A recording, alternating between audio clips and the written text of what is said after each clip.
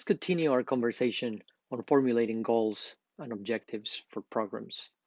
In our previous video, we talked about goals, and we said that goals are a broad statement of what our program is going to accomplish or seeking to accomplish. We discussed that goals are the connection between the program and the agency's mission, and that goals also have the function of bringing stakeholders behind the program. Now we move to objectives. Objectives are much more specific than goals. They are going to be statements of specifically what we want to achieve with our program.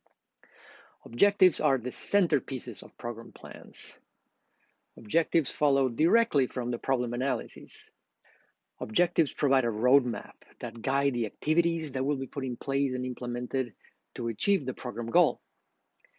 And objectives are also crucial because they're the centerpiece for future evaluations of the program. In objectives, we're stating what is it that we want to achieve. And later on, when we're looking back in time, we're going to ask, did we achieve what we set out to achieve? Now, to formulate objectives, good objectives, they have to be specific, they have to be measurable, they have to be clear. Everybody agrees on what they mean. They need to be realistic, and they need to have a time frame for when the things are going to happen. The mnemonic device is the word SMART. S for specific, M for measurable, A for agreed upon or clear for everybody, R for realistic, and T for having a time frame. SMART.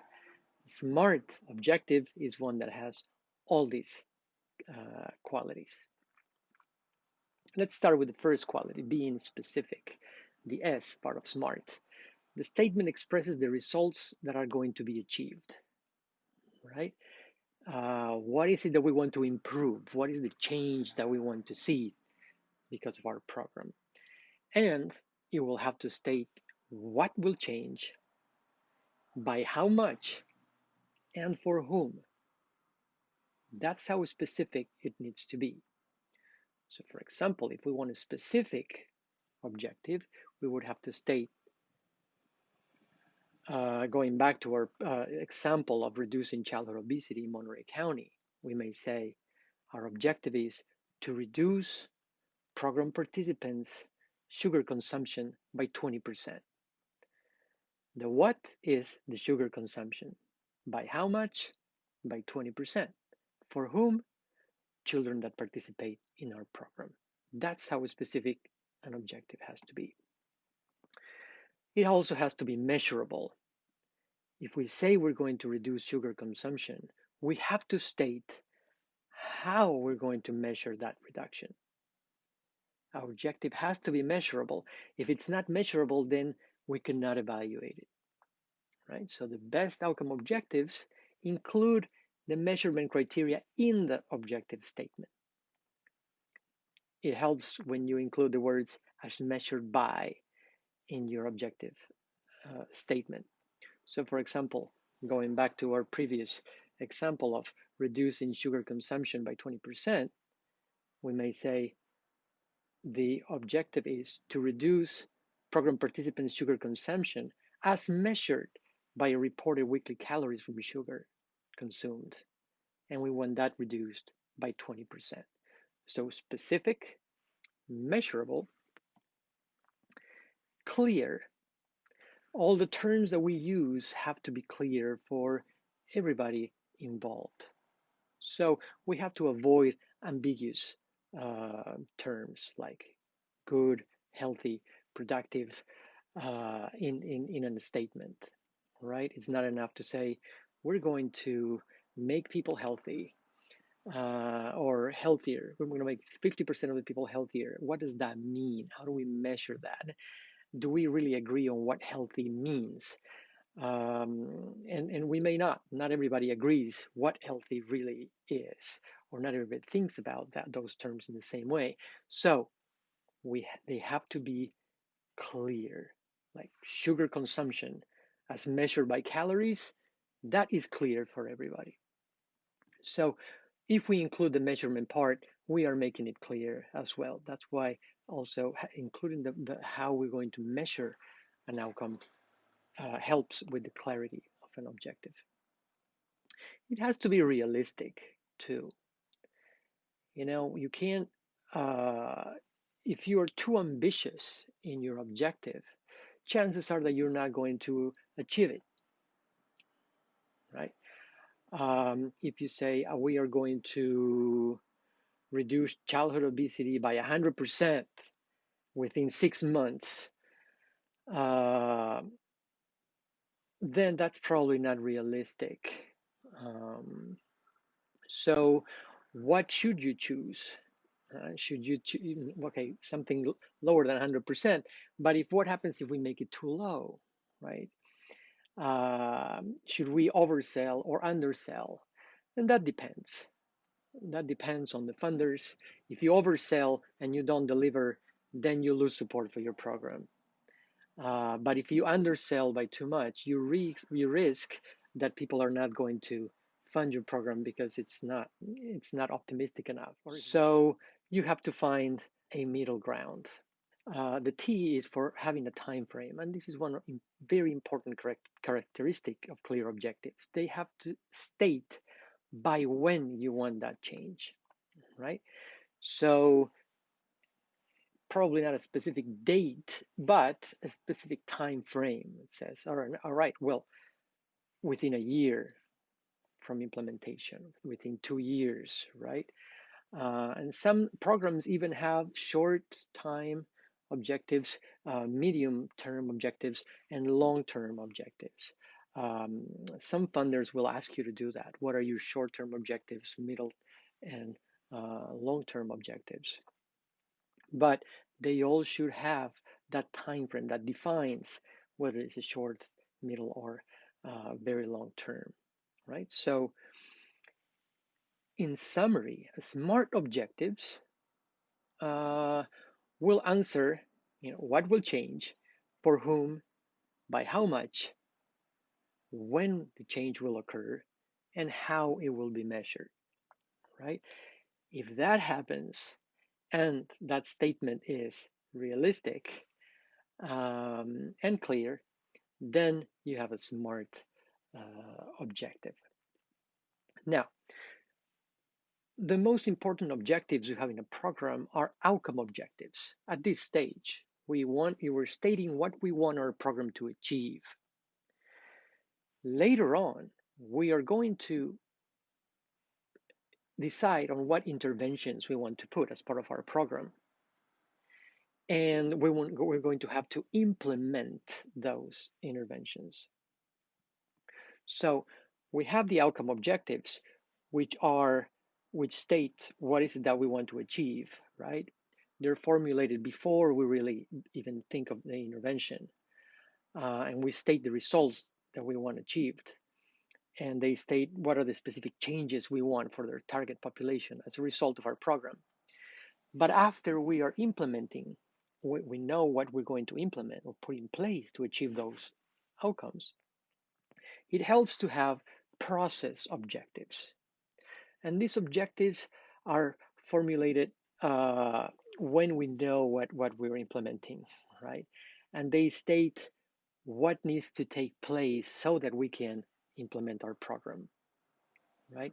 What are the implementation objectives or milestones in the implementation that we have in order for us to deliver on the outcomes, right? So outcome objectives, right? An outcome objective is a statement that is intended to reflect a reduction in the incidence or prevalence of the problem, right? Or the risk and protective factors. And they should state clearly the effect the intervention is going to have on the target population. And they have to state what will change for whom, when, and how will be measured, right? And be realistic, of course, and clear. Process objectives, on the other hand, They spell out what are the milestones necessary to implement the program so that we can achieve the objectives. To obtain the outcomes, some processes have to be in place, right? So it is important to have milestones regarding this implementation that we're going to put in place. So when you're thinking about process objectives, they have to be smart as well, but they're not talking about what's going to be achieved in terms of outcomes.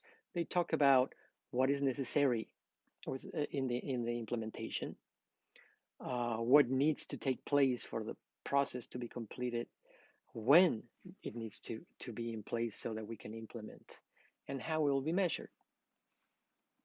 So let's go over some examples. Let's say we have that program goal that we talked about to reduce childhood obesity rate in Monterey County in half. Right? This is a goal. This one is it's broad. It's not saying when we're going to achieve that. Um, so as a goal, it's okay to have it broad. But then we generate an outcome objective for our program, and this one has to be a lot more specific. So before we write this statement, it helps to answer the questions that I discussed.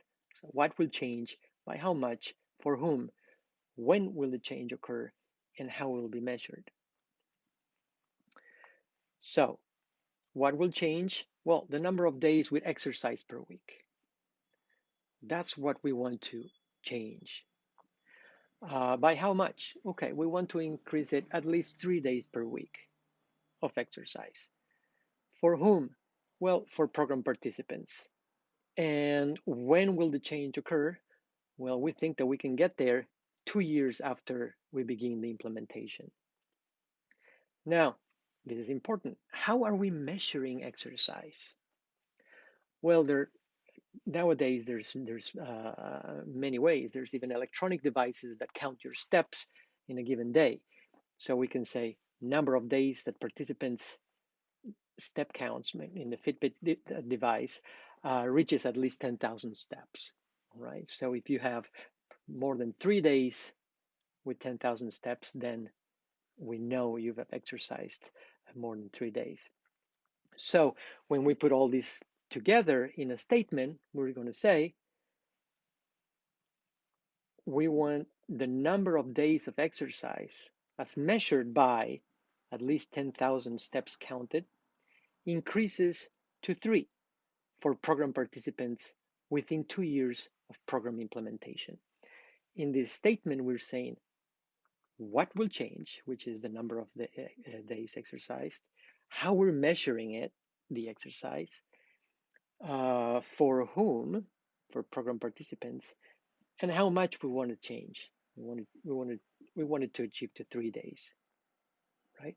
So this is a clear objective, and it's smart.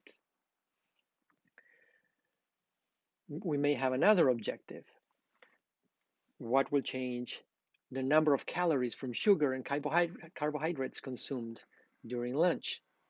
By how much? We want them decreased by 50%. For whom? For program participants. And when do we want this? We want this to happen within 6 months of program implementation. How are we going to measure this consumption of calories from carbohydrates and sugar? With a calorie count conversion tables from reported meal diaries from participants. Right?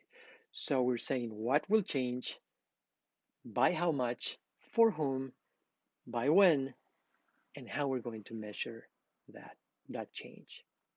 So when we put all this in a statement, we can say the amount of calories from sugar and carbohydrates consumed for lunch, as measured by calories counted from daily meal report diaries, decreases by 50% for program participants within 6 months of program implementation.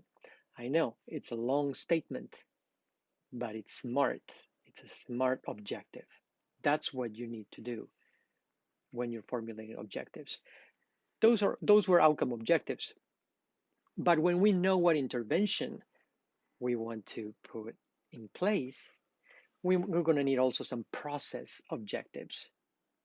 And the process objectives, remember, are milestones in the implementation of our program. So we can, let's say we're going to hire nutrition counselors. So we may want to say, what will change? Same type of questions. Nutrition counselors are hired. We need this to implement the program.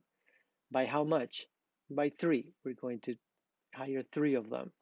For what? For the development of dietary regimes for program participants. And when will the change occur? 2 months before we implement the program. And how will it be measured? By personnel files. So we know we have a process objective in place that in order to implement this program, 3 nutrition counselors will be hired for the development of dietary regimes at least 2 months before program is launched. Let's say we also want to put an exercise program as part of our intervention. Then a process objective for that implementation may sound like gym space with capacity for 50 occupants is secured for the implementation of after-school program at least 1 month before the program is launched. When we have clear objectives, outcome objectives, we know exactly what the program is intending to do. And when we have clear process objectives, we lay out exactly what needs to happen and by when. So objectives are the central piece in program planning. It will be a good idea if you can practice on writing outcome objectives and process objectives. But we'll do some exercises in class. Thank you for watching this video, and I'll see you soon.